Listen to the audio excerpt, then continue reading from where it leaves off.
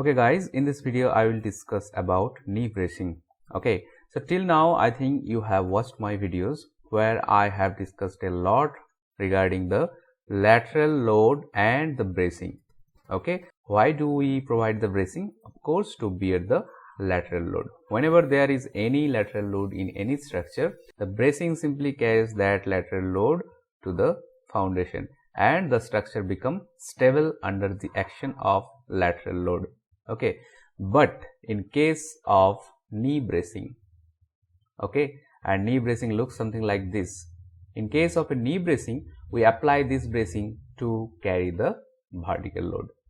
Okay, so before discussing, if you are new to this channel, please do subscribe and also don't forget to press the bell icon so that in future you can be benefited. Okay, so start with the very fundamental, that is the cantilever beam. Okay, whenever we have any cantilever beam, this is the fixed end, right? And let's say you have some point load. Just for discussing purpose, we are considering we have a point load here. Okay, and here you can see this is the shear force diagram, and of course we have the bending moment diagram. Okay, so in case of any steel construction, to design this moment connection, we have to consider this particular bending moment at the support. Okay, now if the length or if the span of this cantilever beam is too much high, in that case of course this bending moment is also going to be quite high, right? And for that heavy bending moment, you have to also design this moment connection. Okay, and as a result of which, sometime you may have seen that at this moment connection we need to add some stiffener or extra plate like this. Okay, so as a result of which this moment connection become quite complicated, and also it is not that much economical. Okay, so we have to think about some other alternative. And not only that, in case of a large span or when the length of this cantilever beam is too much high, the deflection at this tip is also become very high. And in steel construction, let's say there is some constraint regarding this deflection. In that case also, this simple moment connection is not sufficient. We need to think about other alternative. Now what is the other alternative? Okay, so here you can see, to cater the high bending moment, we need to already use some extra plate, extra bolt. Okay, so let's say we are not using any moment connection here. Okay, so simply this was the cantilever beam. We are now removing this fixed end.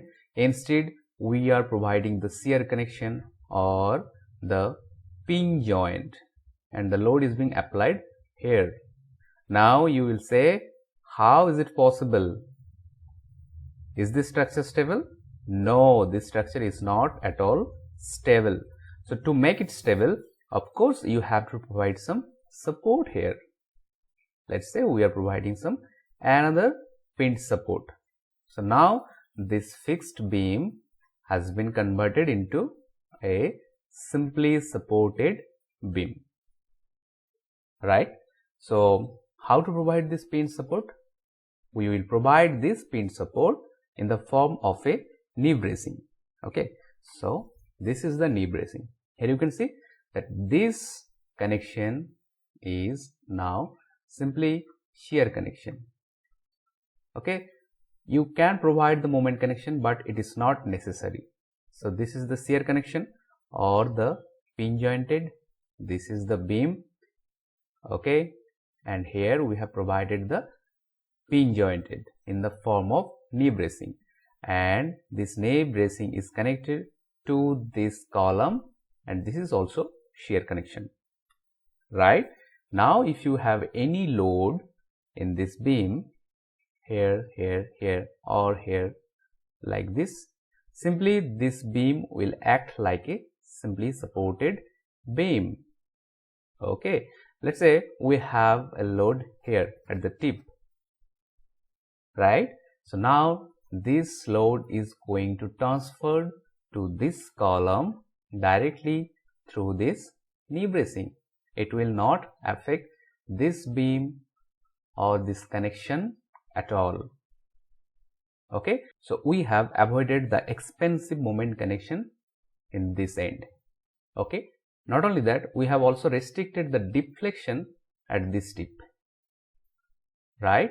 So this is all about the knee bracing. Now, what are the factors you need to consider when you are designing this knee bracing? Simply, here you can see this is the column. Okay, the beam is shear connected here. The knee bracing is also shear connected here and with the column. Okay, now you have some load like this.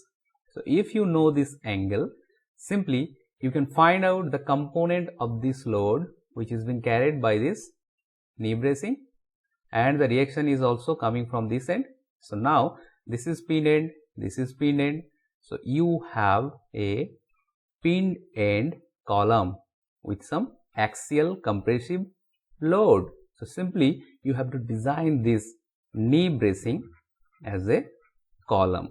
You have to check it for buckling, you have to check it for yielding, right? So that's all about the knee bracing. If you like this video, don't forget to share it.